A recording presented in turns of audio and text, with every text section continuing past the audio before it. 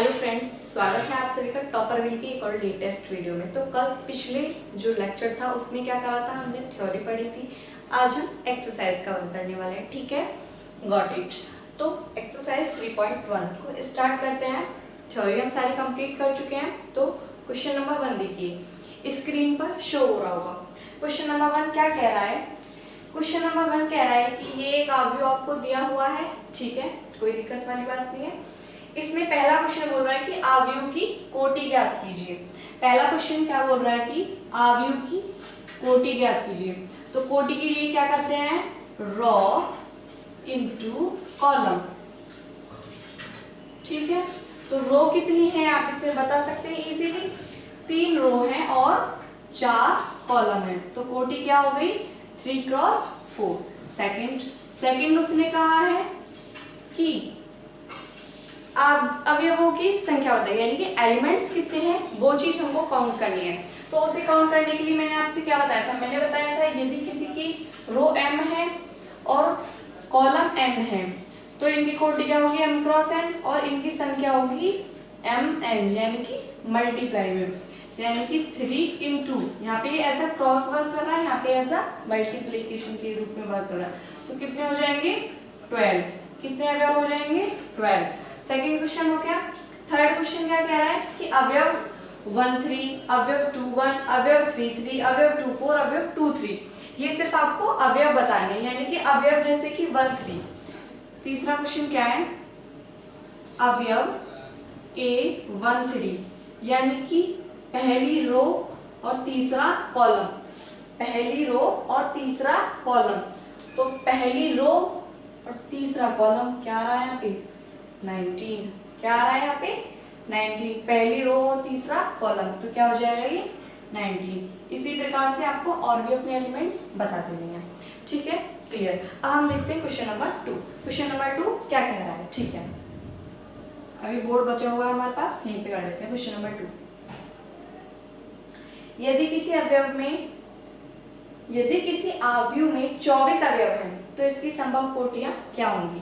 यदि किसी अवयव में 24 अवयव हैं तो इसकी संभव कोटियां क्या होंगी। तो संभव कोटियों के लिए क्या करेंगे, हम 24 को तोड़ेंगे और 24 के क्या बनाएंगे, पेयर्स बनाएंगे। 24 को आप कैसे कैसे तोड़ सकते हैं, 12 इंटू 2, 2 इंटू 12, ठीक है, 24 इंटू 1 और 1 इंटू 24। 4 पेयर्स, तो ये हो गए आपके सिंपल। अब आप और कैसे तोड़ सकते हैं, 6 इंटू 4 एंड 4 इंटू 6, क्योंकि आपको पता है ये सब चीजें अलग अलग है। यहाँ पे मल्टीप्लाई नहीं हो रही है, ऐसा क्रॉस यूज हो रहा है। यहाँ पे ये रो की संख्या है, यहाँ पे 6 रो है और यहाँ पे 4 रो है, ठीक है। और किस प्रकार से तोड़ सकते हैं आप इसे बताइए जरा।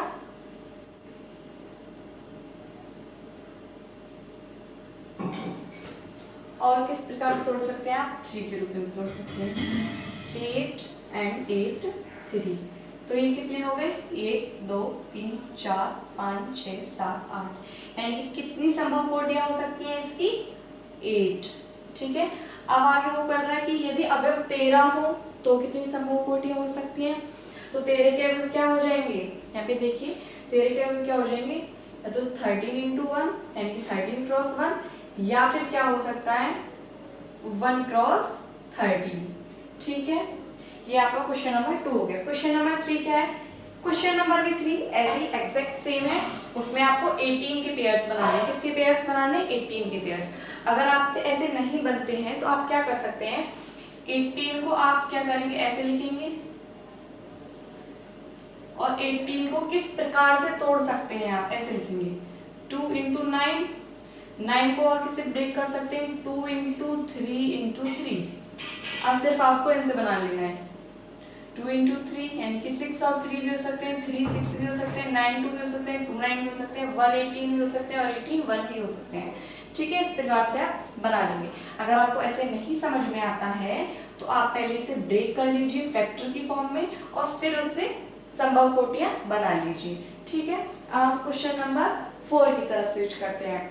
बहुत इजी एक्सरसाइज है, इसमें आपको ज्यादा से ज्यादा सिर्फ 10 मिनट लगेंगे क्वेश्चन इस एक्सरसाइज को करने के लिए, ठीक है। क्वेश्चन नंबर 4 देखते हैं। क्वेश्चन नंबर 4 देखिए। क्वेश्चन नंबर 4 आपको साइड में दिख रहा होगा, कोई दिक्कत लेने वाली बात नहीं। इसमें क्या कह रहा है, एक 2x2 यानी कि जिसमें रो कितनी हो, 2 हो, और कॉलम कितने हो, 2 हो। एक ऐसा मैट्रिक्स बनाना जिसमें रो भी 2 हो और कॉलम भी 2 हो, यानी कि ऐसा स्क्वायर मैट्रिक्स आप ले सकते हैं। यानी कि कुछ इस प्रकार का होगा, उसमें 4 एलिमेंट्स होंगे, 2 × 2 4 एलिमेंट्स उसमें होंगे हमारे, ठीक है। सबसे पहला क्या होगा, A11 यानी कि first row and first column, ऐसे रो होती है और ऐसे कॉलम होते हैं, ठीक है। तो ये सेकंड रो हो गई हमारी, ये रो 1, ये रो 2, ये कॉलम 2 और ये कॉलम 1, ठीक है। फर्स्ट रो फर्स्ट कॉलम, यहाँ पे क्या हो जाएगा, सेकंड रो फर्स्ट कॉलम, ठीक है।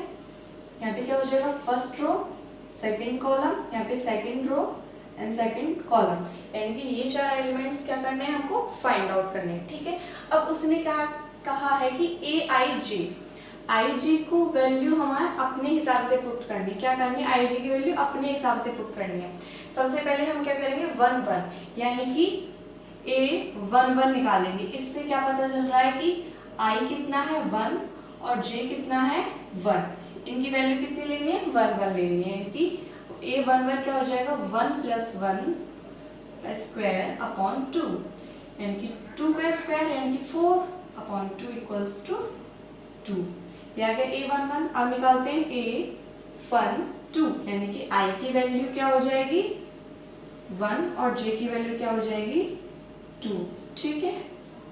तो लेते हैं 1 + 2 का होल स्क्वायर अपॉन 2, तो ये 3 हो जाएगा। 3 का स्क्वायर क्या होता है 9/2, ठीक है। अगली लेते हैं A21 यानी कि I की वैल्यू 2 और J की वैल्यू 1, यानी कि I की वैल्यू 2 और J की वैल्यू 1। ये हमें सेकंड का अपना ले जाना है, ओके। गेट लो, I की वैल्यू 2 और J की वैल्यू कितनी लेनी है 1, यानी कि 2 + 1 का होल स्क्वायर अपॉन 2, तो ये क्या हो जाएगा 9/2। अब एक और एलिमेंट बचा हमारा A22। तो A22 निकालने के लिए हमें क्या करना पड़ेगा, 2 का स्क्वायर + 2 का स्क्वायर अपॉन 2, यानी कि 4 का स्क्वायर यानी कि 16/2 = 8। तो जो हमारा मैट्रिक्स होगा वो क्या होगा, ऐसा कुछ बनने वाला होगा, 2 × 2 का होगा। A11 सबसे पहले क्या रखना है, फर्स्ट रो का फर्स्ट कॉलम का, यानी कि A11 यानी कि कितना रखना है 2, ठीक है। A21 यानी कि सेकंड रो और फर्स्ट कॉलम, A21 कितना है 9/2, ठीक है। A12 यानी कि फर्स्ट रो और सेकंड कॉलम, A12 यानी कि फर्स्ट रो और सेकंड कॉलम, ये क्या हो गया 9/2, ठीक है। और last A2 second row second column, तो ये क्या हो जाएगा 8। तो ये क्या बन गया हमारा मैट्रिक्स। ऐसे उसने एक और इसमें क्वेश्चन नंबर 2 भी दिया है और क्वेश्चन नंबर 3 भी ऐड किया है, उसमें भी सिर्फ आपको यही करना है, I और J की वैल्यूज पुट करनी है इस प्रकार से, और सेम जो उसने पैटर्न दिया है उसमें I और J की वैल्यू पुट करके आपको एलिमेंट्स निकाल लेने हैं और मैट्रिक्स बना देना है। अब हम बढ़ते हैं क्वेश्चन नंबर 5 की तरफ। क्वेश्चन नंबर 5 क्या कह रहा है, स्क्रीन पर शो हो रहा है। क्वेश्चन नंबर 5 भी सेम है, लेकिन सिर्फ इसमें इतना डिफरेंस है कि उसमें 3 कॉलम्स हैं और 4 रोज हैं, यानी कि कुछ इस प्रकार से बनेगा वो 3 × 4 यानी कि 3 कॉलम 4 रो। 3 कॉलम यानी कि 1 2 3 रोज रखनी है हमें और 4 कॉलम रखने हैं, 1 2 3 4, यानी कि first row first column, first row second row and first column, third row and first column, ठीक है। यहाँ पे क्या होगा, फर्स्ट रो रहेगी लेकिन कॉलम कैसा हो जाएगा सेकंड, यहाँ पे रो सेकंड कॉलम भी सेकंड। यहाँ पे क्या होगा, रो थर्ड हो जाएगी और कॉलम क्या रहेगा सेकंड, ठीक है। फर्स्ट रो और थर्ड कॉलम। यहाँ पे क्या हो जाएगा, रो सेकंड है और कॉलम थर्ड है। यहाँ पे क्या हो जाएगा, रो थर्ड है और कॉलम भी थर्ड है। ठीक है, यहाँ पे क्या होगा, कॉलम तो आपका हो जाएगा फोर्थ और रो कौन सी हो जाएगी, फर्स्ट। यहाँ पे क्या होगा, सेकंड रो और फोर्थ कॉलम। यहाँ पे क्या होगा, third row and fourth column. इसमें आपको आई और जे की ये वैल्यूज पुट करनी है और आंसर आपका निकल जाएगा। अब हम देखते हैं क्वेश्चन नंबर 6। ठीक है, क्वेश्चन नंबर 6 क्या कहता है।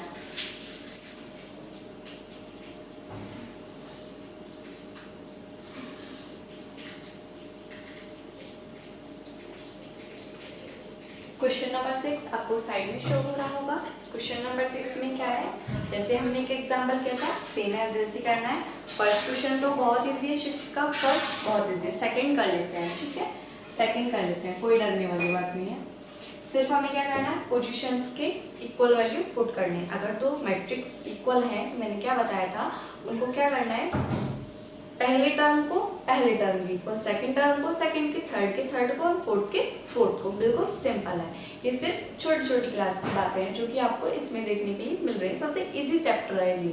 ठीक है, करते हैं सेकंड क्वेश्चन करते हैं। इसका क्या कह रहा है क्वेश्चन नंबर सेकंड,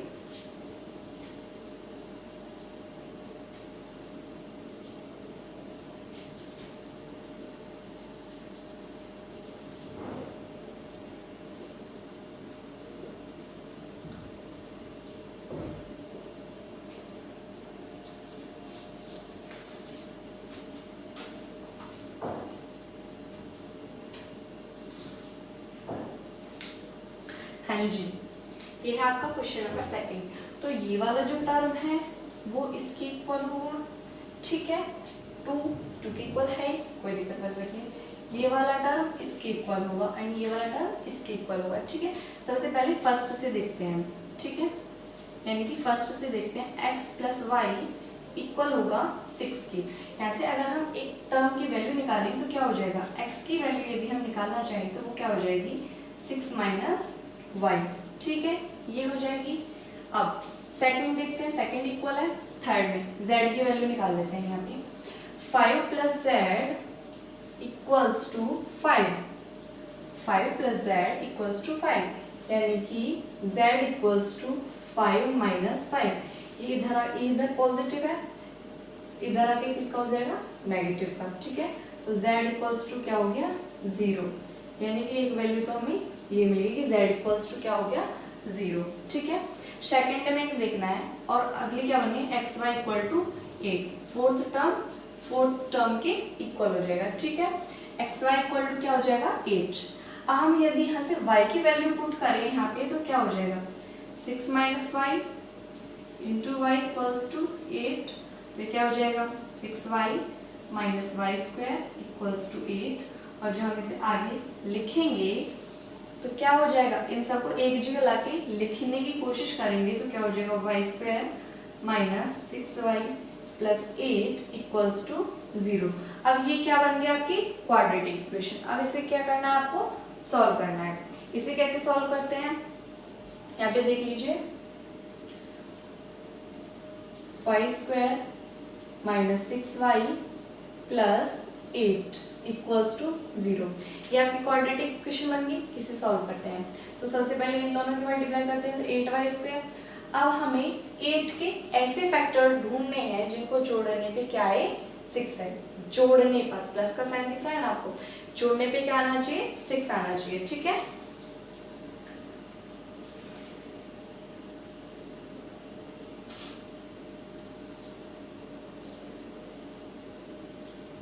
जोड़ने पे क्या आना चाहिए, इनको जोड़ने पे क्या आना चाहिए, 6 आना चाहिए।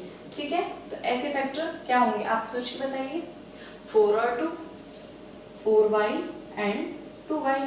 अगर आप दोनों को जोड़ेंगे तो क्या हो जाएगा, 6 आ जाएगा। और आप यदि इनकी मल्टीप्लाई करेंगे तो क्या आ जाएगा, 8y। लेकिन अब हमें 6y किसका चाहिए, माइनस का चाहिए, यानी कि ये भी माइनस का और ये भी माइनस का। तो जब हम इसे को लिखेंगे तो ये क्या हो जाएगा, z 0 है। ठीक है, तो ये क्या हो जाएगा, y square minus 4y minus 2y plus 8 equals to 0 से y माइनस 4 हमारा बच्चा कॉमन माइनस 2y माइनस 4। एक इक्वेशन को चेक करने का मेथड ये है कि जब हमारे ये दोनों ब्रैकेट सेम आते हैं, जब हम बोलते हैं कि हमारी इक्वेशन ठीक है, ठीक है।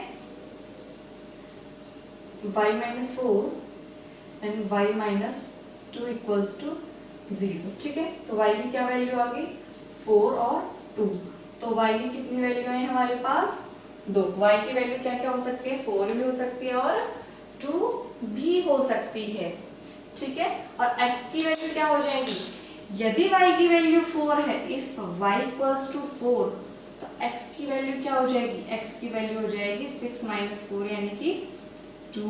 अब 2 प्लस 4 कितना होता है 6। और यदि y की वैल्यू 2 है तो x की वैल्यू क्या हो जाएगी 4 और x प्लस वाई कितना हो गया 6, ठीक है। इसके हिसाब से हमारी y की भी 2 वैल्यू आई, और जब y की 2 वैल्यू आई तो हमारे पास x की भी 2 वैल्यू है, 2 और 4 सेम है 2 और 4, ठीक है, क्लियर। अब हम देखते हैं नेक्स्ट क्वेश्चन। अब इसका जो थर्ड क्वेश्चन है वो भी सेम है, ऐसा ही है, उसमें भी आपको कुछ नहीं करना है, सिर्फ एक एलिमेंट को दूसरे एलिमेंट के इक्वल रखना है जो उसकी जगह पर की तरफ। तो क्वेश्चन नंबर 8, यहाँ पे देखिए क्वेश्चन नंबर 8 आपको शो हो रहा होगा। क्या कह रहा है क्वेश्चन नंबर 8? क्वेश्चन नंबर 8 कह रहा है कि यदि एक वर्ग आव्यूह हो तो वर्ग के लिए क्या होना चाहिए, सारी साइड्स इक्वल होनी चाहिए, ठीक है। और मैंने आपको बताया था साइड्स कब इक्वल होंगी, जब रोज और कॉलम क्या होंगे दोनों इक्वल, यानी कि m is equals to n क्या हो जाएगा, इसका आंसर हो जाएगा, ठीक है। और y के x और y के क्वेश्चन नंबर 9 देखिए, x और y के प्रदत्त किन मानों के लिए आव्यूह युग्म समान है। इसमें आपको क्या करना है, दोनों को, जो आपको दोनों दिखाई दे रहे हैं, इन दोनों को बराबर कर देना, और बराबर करने के बाद x और y की वैल्यू आएंगी, जैसे कि सेम एज दैट इस क्वेश्चन में किया था, x और y की वैल्यू आएंगी, उस पर आपको टिक कर देना है, ठीक है। अब देखते हैं क्वेश्चन नंबर 10।